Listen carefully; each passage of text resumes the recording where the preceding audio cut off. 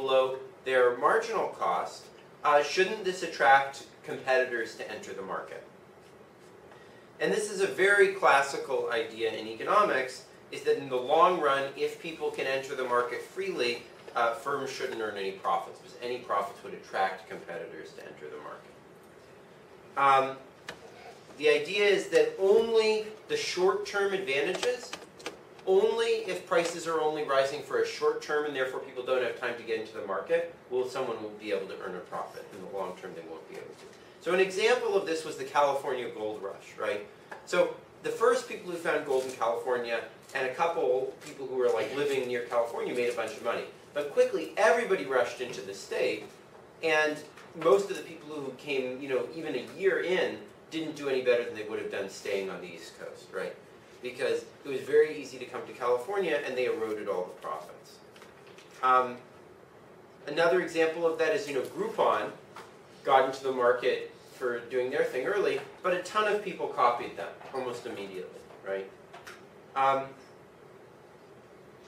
And if one firm is doing something more efficiently than other firms will just switch to doing it the way that firm was doing.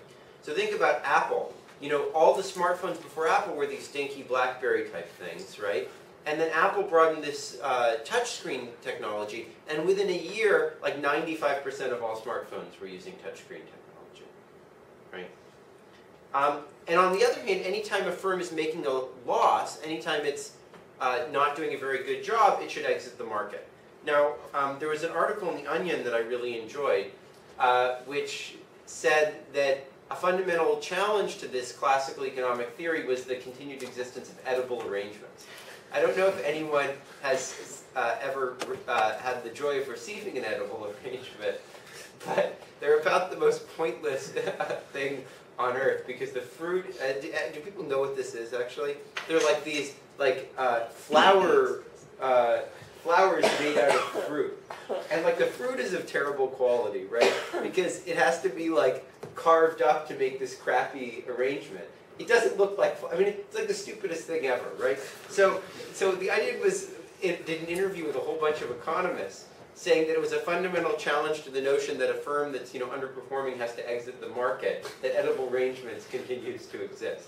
Which I kind of agree with. Actually, if you want to go see edible arrangements and you haven't, there's one at 51st and the train tracks, basically, and Harper. So this theory would imply that the long-run supply function of the industry should be just flat at the minimum of the average cost curve. That's the cheapest way that you can produce, and the long-run supply should just be that everybody produces at that price. And the average cost curve here is defined over all possible technologies that could exist.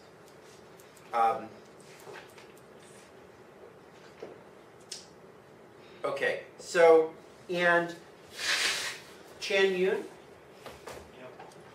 Yep. Why is the industry cost not quite fully flat, even in the long run? Because in the long run, the number of funds entering the industry is small. Yeah. So why would that make it not quite flat? Because not much fun.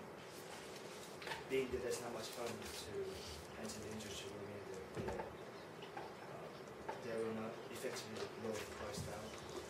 Yeah, so one way you can think about it is, okay, so if you've got this average cost curve,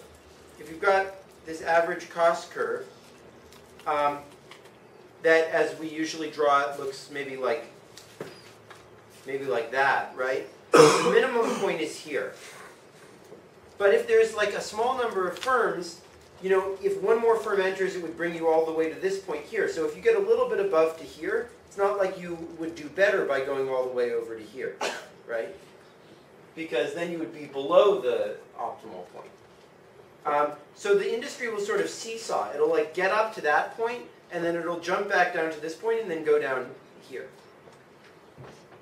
So if there's a small number of firms, you'll be sort of seesawing between being below the efficient scale and being above the efficient scale. And so you'll never be at exactly the efficient scale. Now, as there get to be more and more firms, at a per firm level, you can get closer and closer to this level, and as there get to be a ton of firms, things will be exactly at this average, bottom of the average marginal cost, bottom of the average long-term cost. Now,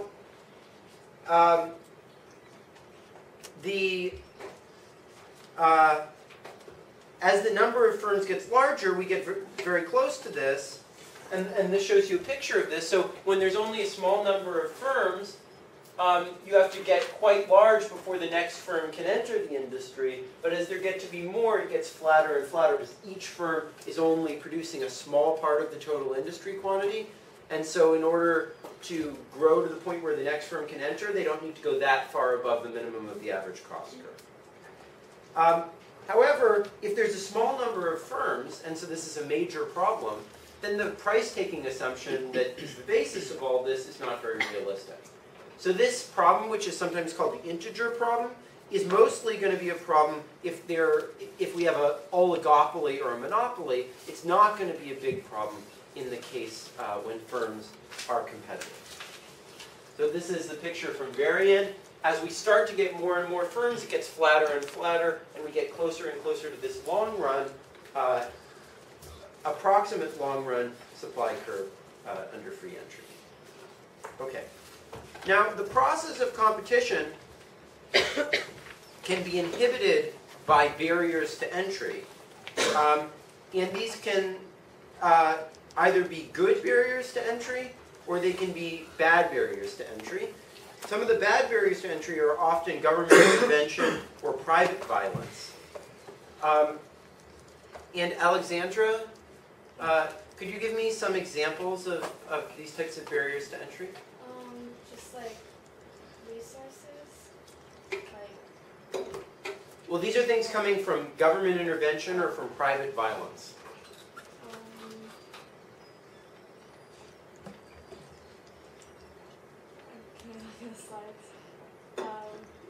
If you can explain what's on the slides, okay. You can look at the slides. So, like licensed occupations? Yeah. Like, I don't know, like, what else to say about it. I mean, like, taxi licenses are, licenses are, like, super expensive. Yeah. Even though it's just a piece of paper. Yeah, so the government can make it illegal for people to come in by having licensure requirements. That's right. That's a good example. Doctors, other licensed occupations. Another thing is, like, there may be all sorts of regulations you need to comply with or forms you need to fill out in order to get into an industry. A classic example is that in Mexico, the cartels basically kill anyone who tries to distribute drugs, right? So that's another way you can keep people out of an industry. And the mafia does that in a lot of industries. Another thing that can happen is that, if a black person comes into a white neighborhood, especially during the 1950s, and opens a store, they can get harassed by a lot of people, or the mafia can, or the Ku Klux Klan can come and harass them. And this might seem like something in the past, but actually a lot of Asian people have trouble opening stores in poor neighborhoods because they get harassed by residents of different ethnicities who don't want them owning stores in the neighborhood. Contractual arrangements by dominant firms can also help keep other people out of the industry. So in Peru, I was working with the government on a case where there's basically one company that controls 98% of the market for beer in Peru. And what they did is they went to all of the posts on the beach that sell beer, and they made agreements with them that either they could sell their beer or they could sell a beer from another company, but they couldn't sell both. So basically that made it impossible for any foreign company to come in and sell beer on the beach, and given that about 40% of the beer market in Peru is on the beach, it made it very hard for anyone else to come into the country, especially given that people associate the beer that they drink on the beach with a good time. And so they don't want to drink the beer back in the city when they can't get that same beer on the beach, right? A lot of these barriers are created by lobbying or violence. And economists call these activities rent-seeking. because they try to create a rent or a profit for the firm by keeping other firms out of the industry. And we view these as bad from a social perspective for basically 3 reasons. So Tejas, could you give us some of the reasons why these might be harmful? Why like lobbying would be harmful? Or why it's harmful to, why these barriers to entry are harmful? Well, it decreases competition. So Yep. firms that might have the ability to get into the industry are prevented. Yeah, that's one important reason, yeah. Another reason,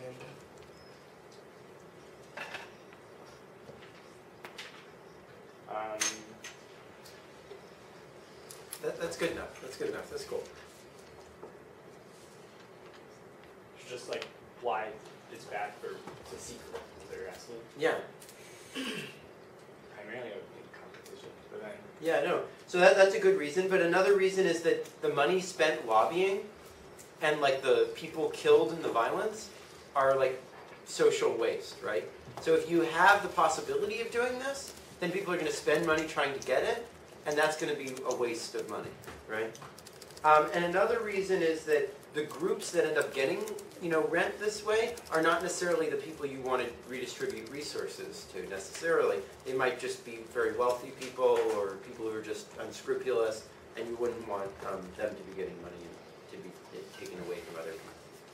So while the second two, while the reduction of competition and the redistribution are bad, in some ways the worst of all is the money that's spent on the violence and on lobbying expenses. And the way to see that is that intellectual property creates both of the second 2 types of inefficiency, right? It redistributes money to people who are not necessarily the poorest people, and it reduces competition, but we still have it because it encourages really beneficial things, right? IP, patents, copyrights, trademarks, all prevent people from competing because without them, it would be really easy to drive profits to zero. So, and in that case, it would be really hard for companies to make back the costs of inventing something new. We'll talk a lot about this in lecture 13, but the key point here is that what makes an entry barrier good or bad is what it encourages. What sort of activity does it encourage? So, on the one hand, a case where entry barriers are clearly bad are like the Mexican drug cartels, right? Because them being able to keep people out of the industry encourages them to do all sorts of violence, and that's obviously bad for Mexico. On the other hand, the fact that not everyone can be Gary Becker is probably a good thing, because that encourages Gary Becker to come up with really interesting ideas that are important to society. Similarly, it's really, a lot of people really value having authentic things, authentic Louis Vuitton bags, authentic Oakley glasses, even if they can get the same things in imitation on the street corner, or having authentic art, right, rather than just a copy, even if the copy can't really be told apart. And that's really valuable because otherwise the artists couldn't make any money off of being artists, right? On the other hand, we have patents for drugs that help people stay alive for a couple of extra months at the end of their life at enormous expense and usually in a lot of suffering. And it's not so clear that those are that socially beneficial.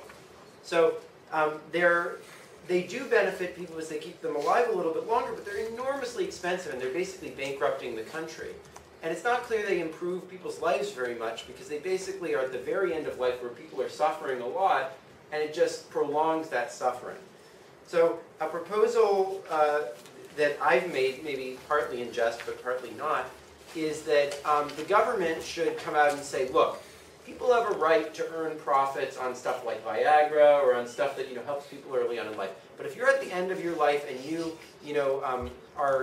this is the only thing that can keep you alive, nobody has a right to earn a profit on that. So everything should be made freely available.